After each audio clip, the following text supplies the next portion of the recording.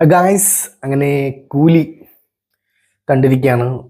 ഉള്ളത് പറയട്ടെ, ഒരുപാട് പ്രതീക്ഷയൊക്കെ വച്ചിരുന്ന ഒരു സിനിമയാണ് രജനീകാന്തിൻ്റെ ഒരു കംബാക്ക്.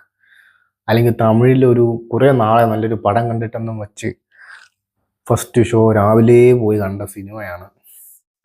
ഇതാ കിടക്കണം. ഒന്നാമത്തെ കാര്യം, ഇത് ലോകേഷ് തന്നെയാണ് ഇത് ഡയറക്റ്റ് ചെയ്യുന്നുള്ള കാര്യം ഭയങ്കര സംശയം. ലോകേഷ് ഇങ്ങനെയൊന്നും ചെയ്യൂല. ഇങ്ങനെ വളിച്ച ക്രിഞ്ച് റൊമാൻസും ഈ ക്രിഞ്ച് പാസ് ഒന്നും ഇങ്ങനെ ലോകേഷ് അങ്ങനെ വെച്ച് ചെയ്യാത്ത കാര്യം. ലോകേഷിനെ ഒഫീഷ്യലി പറഞ്ഞോണ്ട് എനിക്ക് ഈ ലവ് സ്റ്റോറിന്ന് അപ്പം തന്നെ ഒരു പണി കൊടുക്കണം, അങ്ങനെ ഇങ്ങനെയൊക്കെ വെച്ച് പറയുന്ന ഒരാളാണ് ലോകേഷ്. ആ ലോകേഷ് തന്നെയാണോ ഈ സിനിമ എടുത്തതെന്ന് എനിക്ക് ഭയങ്കര സംശയമുണ്ട്. അതുമാത്രമല്ല, ഇപ്പം രജനീകാന്ത് തലവരുടെ ഇപ്പം 50 വർഷമായി ഫിലിം ഇൻഡസ്ട്രി വന്നിട്ട്. അപ്പോൾ അതിൻ്റെ എല്ലാം കൂടെ ഒരു ഓളം പ്രതീക്ഷയ്ക്കാണ് വന്നത്. ഒന്നാമത്തെ ഡിസപ്പോയിൻമെന്റ് ടൈറ്റിൽ കാർഡ്. അതിൽ ഞാൻ കുറേ വിചാരിച്ചു, 2.5 മിനിറ്റ് ടൈറ്റിൽ കാർഡൊക്കെ ഉണ്ടെന്നൊക്കെയാണ് കുറേ റൂമർ കേട്ടത്. പക്ഷെ അതൊന്നും സിനിമയിൽ ഞാൻ കണ്ടില്ല. ഒരു 10 സെക്കൻഡ് 15 സെക്കൻഡ് പറഞ്ഞ ടൈറ്റിൽ കാർഡാണ്. പക്ഷെ അത് കുഴപ്പമില്ല. പക്ഷെ പ്രതീക്ഷ അത്ര ഒരു ഹൈപ്പൊന്നും വന്നില്ല. ഇനി പടം എങ്ങനെയുണ്ടെന്ന് ചോദിച്ചു കഴിഞ്ഞാൽ, അയ്യോ, ഇത് ഒരു സിനിമ ലൊക്കേഷനെ വിചാരിച്ച് നമ്മൾ പോവുകയാണെങ്കിൽ ഇതൊരു സിനിമയായിട്ട് നമുക്ക് അംഗീകരിക്കാൻ പറ്റൂല. അത് അങ്ങനെയാണ്.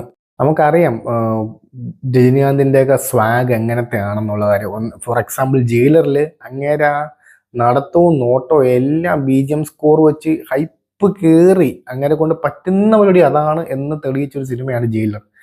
ഇത് പറ്റാത്ത പണി, തുമ്പിയെ കൊണ്ട് കല്ലടിപ്പിക്കാന്ന് ഉള്ള പരിപാടിയാണിത്. മിക്കതും നമുക്ക് ഏത് കണ്ണോട്ടന്മാർക്കും മനസ്സിലാക്കാൻ പറ്റും അത് കറക്റ്റായിട്ട് തല കട്ട് ചെയ്ത് വെച്ച സീനാണെന്നുള്ള കാര്യം അറിയാൻ പറ്റും. ആക്ഷൻ സീൻസാണ് എടുത്ത് പറയുന്നത്. പുള്ളിക്കാരനെ കൊണ്ട് പറ്റൂല. അത് ഓവർ കത്ത് ഇങ്ങനെ തല കൊണ്ടൊക്കെ ഹെഡ് ചെയ്യുമ്പോൾ തെറിച്ചാണ് പോണത്. ഇതിൻ്റെ ഒരു പരിധി ഒരു പരിധി വരെയൊക്കെ നമുക്ക് സഹിക്കാം. അതിനപ്പുറം പോകുമ്പോൾ അപ്പോൾ താങ്ങാൻ പറ്റത്തില്ല. ആദ്യത്തെ ഒരു പടത്തിലെ 2-3 മിനിറ്റ് സൗബിൻ്റെ സംഭവം വരും. അത് കണ്ടപ്പോൾ ഞാൻ വെച്ചു, ദൈവമേ, കയറി കൊളുത്തും, കിട്ടില്ല സാധനമായിരിക്കും. അങ്ങനെയൊക്കെ കയറി ഓരോന്നിനെ ആ കിടക്കണം പടം. രജനീകാന്ത് വന്നപ്പോൾ പിന്നെ പടം വേറെ ഏതോ വഴി ഇങ്ങനെയൊക്കെ പോണ്. ഏതോ മാൻഷൻ കാണിക്കണത്, അവിടെ കുറേ കൂലികളുണ്ട്, കൂലിക്ക് തലവരെ പുള്ളിയാണ്, അങ്ങനെ എങ്ങനെയെന്ന് പറഞ്ഞ് താടിക്ക് കൈയും വെച്ച് ഇങ്ങനെ ഇതാണ് പടം കണ്ട്. കൈയടിക്കാൻ പറ്റിയ 2 സീനാണ് ഞാൻ പറഞ്ഞുതരാം. ഒന്ന് ഉപേന്ദ്രയുടെ ഇൻട്രോ അടിപൊളി. അങ്ങനെ വന്നപ്പോൾ ഞാൻ ഉണർന്നു സത്യം പറഞ്ഞ. അത് കഴിഞ്ഞ് അമീർ ഖാൻ പുള്ളിക്കാരൻ വന്ന ഇൻട്രോ വരെ മാത്രമാണ് ഞാൻ പറഞ്ഞത്. ആ ഇൻട്രോ വരെ മാത്രം. പിന്നെ അങ്ങോട്ട് പോയി. പിന്നെ അമീർ ഖാൻ വെറും കോമാളി എന്ന് പറഞ്ഞാൽ ഭൂലോക കോമഡി ആയി കഴിഞ്ഞ അമീർ ഖാൻ.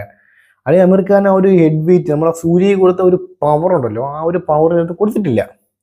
കോമഡി ആയി കളഞ്ഞ്, വെറും കോമാളി. സൗബിൻ ഉള്ളത് പറയട്ടെ, സൗബിനാണെങ്കിൽ അത് ചാവും. സൗബിൻ ചത്തിട്ട് കുഴിച്ചിടാൻ നേരത്ത് സൗബിൻ കുഴിമാടത്തിൽ നിന്ന് തോണ്ടി വരും. അവസാനം ഇവിടെ നിന്നാണ് കഥ അങ്ങോട്ട് മാറുന്നത്. പിന്നെ സൗബിനാണ് മെയിൻ വില്ലേ. അങ്ങനെ ഇങ്ങനെയൊക്കെ പോയി അവസാനം രജനീകാന്ത് ഒരു വിധത്തിൽ സൗബിനെ കൊല്ലും. കുഴിന്ന് പൊങ്ങി വന്നവനായോണ്ട് ഒരു 10-30 അടി ആഴത്തിലൊരു കുഴിയിടും. കുഴിച്ചിട്ട് അതിൽ ഇവനെ ഹെഡ് തലയ്ക്ക് മേലെ അടിച്ചിട്ട് സൗബി നേരെ കുഴിയിൽ വീണു. എന്നിട്ട് ഒരു വലിയൊരു കുഴിയാണ് എടുത്തിടണം. ആ കുഴിക്കകത്തൊക്കെ ഇട്ടിട്ട് മണ്ണൊക്കെ എടുത്ത് സെറ്റാക്കിയിട്ട് ഉപേന്ദ്രൻ ചാടിയിട്ട് എല്ലാം ഓക്കെ, ഇനി അവൻ കൊന്നാലും പുറത്ത് വരില്ല എന്ന്. ആ ഒരു സീനുണ്ട്. എന്നിട്ട് അത് മാത്രമല്ല, എന്നിട്ട് രജനീകാന്ത് പറയും, ഇവനെ ഒരു ലക്ഷം കൊന്നിട്ടതാണ് ഇവൻ പൊങ്ങി വന്നത്, ഇനി അവൻ ഇങ്ങനെ പൊങ്ങി വരണമെന്ന് കാണുമല്ലോ. എൻ്റെ അമ്മോ, സൗബിനെ കാണാനാണ് മെയിനായിട്ട് എല്ലാവരും പോവാണത്. എൻ്റെ വിധി എന്ന് പറയട്ടെ.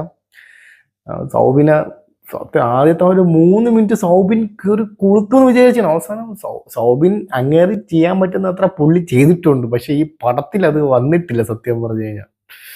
സൗബിൻ എനിക്ക് തോന്നല്ല, ഈ തമിഴിൽ പുള്ളിക്കാരന് വേറെ ഒരു ഓപ്പർച്യൂണിറ്റി കിട്ടിയാൽ കയറും. പക്ഷെ ഇതിൽ സൗബിൻ കയറി കൊത്തിയിട്ടില്ല. ഐ മീൻ ഒരു പവർ ഇമ്പാക്റ്റ് വന്നിട്ടില്ല സൗബിന്. പിന്നെ ഈ പടത്തിന് വേണ്ടി അടുത്ത പട്ടിപ്പണിയെടുത്ത ആളാണ് പാവ അനിരുദ്ധ്. അങ്ങേരെ പറയണം, അങ്ങേര് എങ്ങനെയൊക്കെ ലെവലിൽ BGM സ്കോർ തള്ളാൻ പറ്റും ആ രീതിയിലെ കൊണ്ട് തള്ളി മറത്തി വെച്ചിട്ടുണ്ട്. ഇതിൽ കൂടുതൽ അങ്ങേരെ കൊണ്ടൊന്നും പറ്റൂല. ഇതിൽ ഏറ്റവും കിടിലൻ BGM എന്ന് പറഞ്ഞു കഴിഞ്ഞാൽ ഉപേന്ദ്ര വിടുന്നൊരു BGM സ്കോർ ഉണ്ട്. അത് കൊള്ളാം. ഒരു ഒരു ഒരു ഒരു മലയാള തന്മയൊക്കെ എനിക്കത് ഫീൽ ചെയ്തു ആ BGM സ്കോറിൽ. അതുപോലെ തന്നെ ഫൈറ്റ് സീൻ, ഉപേന്ദ്രയുടെ ഫൈറ്റ് സീനൊക്കെ ക്ലാസ് സാധനം കേട്ടോ, ക്ലാസ് സാധനം ഉപേന്ദ്രയുടെ ഫൈറ്റ് സീൻ. ഇനി മെയിൻ വില്ലനിലേക്ക് വരണം. നാഗാർജുന ഇങ്ങേരിതിൽ വില്ലനാണ് കോമാളിയാണ് എന്നുള്ള കാര്യം കണ്ടു കഴിഞ്ഞാൽ അറിയണം. പലപ്പോഴും വരും, പലപ്പോഴും പോവും, സ്ക്രീനിൽ വരും പോവും, വരും പോവും.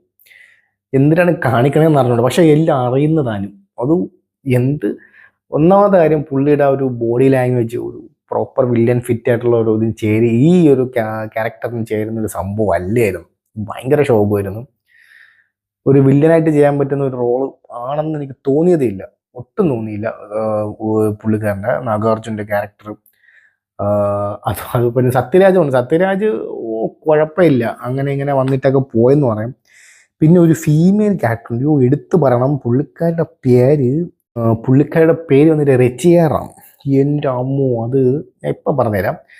അതിൽ മെയിൻ വില്ലനാണ് നാഗാർജുന. അപ്പോൾ നാഗാർജുനയുടെ മോന് ആ ഒരു കൂലിയുടെ ഇടയിൽ ഇങ്ങനെ ഒരു പെണ്ണുണ്ട്, അവിടുത്തെ ഒരു സ്റ്റാഫാണ്. ഈവൻ പുള്ളിക്കാരി നാഗാർജുനന്റെ മോനെ പ്രേമിക്കും. അങ്ങനെ ഭയങ്കര പ്രേമമാണ്. അയ്യോ, പ്രേമമെന്ന് വെച്ച് കഴിഞ്ഞാൽ ഇവളെ പോലത്തെ ഒരു ക്രിഞ്ച് സാധനത്തിന് പിന്നെ ഒരു ഇതില്ല. അങ്ങനെ ഇവര് തമ്മിൽ പ്രേമത്തിലാവുന്നു. ഇത് സൗബിനൊന്നും അറിയാൻ പാടില്ല. സൗബിനൊക്കെ അറിഞ്ഞാൽ പിന്നെ പണി പാളും, 8ന്റെ പണി കിട്ടും. അങ്ങനെ എങ്ങനെയൊക്കെയാണ് പോണത്. അവസാനം ഇതാ കിടക്കണം. നമ്മളതൊന്നും വിചാരിക്കാത്തത് ട്വിസ്റ്റാണ് അവസാനം കയറി പറഞ്ഞത്. ആ ട്വിസ്റ്റ് അറിഞ്ഞു കഴിഞ്ഞാൽ അടിച്ച് കയറ്റിവിടാൻ തോന്നും. അങ്ങനെ അതിൻ്റെ ട്വിസ്റ്റ്. പക്ഷെ അത് അവസാനം നാഗാർജുന വന്നു കഴിഞ്ഞാൽ അത് ക്ലിയർ ചെയ്യുന്നുണ്ട്. അത് എനിക്ക് ഇഷ്ടപ്പെട്ടു. അവിടെ ഒരു നല്ലൊരു സാറ്റിസ്ഫാക്ഷൻ നാഗാർജുന നമുക്ക് തരും. ആ ഒരു സീനിൽ അവളങ്ങ് ക്ലോസ് ചെയ്യുന്ന സീൻ അടിപൊളി സീനായിരുന്നു. പിന്നെ വേറെ പ്രത്യേകിച്ച് പടത്തിലോട്ട് ഒന്നുമില്ല. ഇതിൽ ആ last written and directed by Lokesh എന്ന് എഴുതി കാണിക്കുമ്പോൾ തന്നെ മനസ്സിലായി ഇത് ലോകേഷ് അറിഞ്ഞെടുത്തൊരു സിനിമയാണ് എനിക്ക് തോന്നുന്നില്ല. മിക്കവാറും എഴുതിയാൽ അങ്ങോട്ട് പറയണം, എനിക്ക് നല്ല പറ്റിയ ഒരു സ്റ്റോറി വല്ലതും ഉണ്ടെങ്കിൽ ഇതൊന്ന് ചെയ്യും. പുള്ളിക്കാരൻ്റെ ഒരു നിർബന്ധം മൂലം ചെയ്ത ഒരു സിനിമ ആയിരിക്കാം കൂലി. എനിക്ക് തോന്നുന്നില്ല ലോകേഷ് അറിഞ്ഞുകൊണ്ട് ഒരു സിനിമ ഇങ്ങനെ എടുക്കുമെന്ന് എനിക്ക് ഒട്ടും തോന്നുന്നില്ല. അങ്ങനെ മുന്നത്തെ പാസ്റ്റ് എക്സാമ്പിൾ ലിയോ പൂളി സാധനം, എൻ്റെ അമ്മൂ കിട്ടില്ല സാധനം ആയിട്ടാണ് ലിയോ. അതുപോലെ തന്നെ ഈ കൂലിയിൽ ഇന്റർവെൽ സീനൊക്കെ എന്തൊക്കെയോ മലം മറയ്ക്കുമെന്നൊക്കെ പറഞ്ഞു, ഒന്നും മറച്ചില്ലേ. എന്തിനാണ് ആ കിങ് പിങ്ങിന്റെ ആ ബോർഡും ബാക്കിൽ വെച്ചിട്ട് ഇങ്ങനെ അവിടെ കിടന്ന് കുറെ കോപ്രായവും കാണിച്ച് എന്ത് കാണിക്കാൻ ഒരു തേങ്ങയും തോന്നിയില്ല. BGM സ്കോർ കുറെ പേര് പറയുന്ന റൂമേഴ്സ് കേട്ടായിരുന്നു. അതായത് ജയിലറിനെ കാട്ടിൽ അപ്പുറത്തെ BGM സ്കോറാണ് വന്നതെന്ന്. ഒന്നുമില്ല, jailer is far better. Jailer തന്നെയാണ് സെറ്റ്, ഫാർ ബെറ്റർ എന്നല്ല, ജയിലർ തന്നെയാണ് പൊളി. അതിനകത്തൊന്നും എത്തിയിട്ടില്ല. അല്ലെങ്കിൽ ആ ഒരു സീൻ ക്രിയേറ്റിവിറ്റി കട്ടയ്ക്ക് വന്നിട്ടുമില്ല. സ്റ്റോറി ഭയങ്കര വീക്ക്, ഒട്ടും വീക്ക്. പിന്നെ ശ്രുതി ഹാസൻ ഉണ്ട് കേട്ടോ. ശ്രുതി ഹാസൻ സത്യം പറഞ്ഞാൽ ശ്രുതി ഹാസനെ കണ്ടപ്പോൾ ഒരു മെച്ചം തോന്നി. സത്യം പറഞ്ഞാൽ ഒരു അത്യാവശ്യം നല്ലൊരു ക്യാരക്ടർ അല്ലെങ്കിൽ നല്ലൊരു പെർഫോമൻസ് ഇതിൽ ശ്രുതി ഹാസൻ മുന്നേ വെറുപ്പിക്കലൊക്കെ ചെയ്തിട്ടുള്ള ക്യാരക്ടർ വെച്ച് നോക്കുമ്പോൾ ഇതിൽ ഫാർ ബെറ്റർ ആയിരുന്നു ശ്രുതി ഹാസൻ. പിന്നെ പാസമുണ്ട്. അച്ഛൻ്റെ പാസം, പാസം. പാസത്തിലൊക്കെ ലോകേഷ് ഇങ്ങനെയൊക്കെ ചെയ്യുമെന്ന് വിചാരിച്ചില്ല.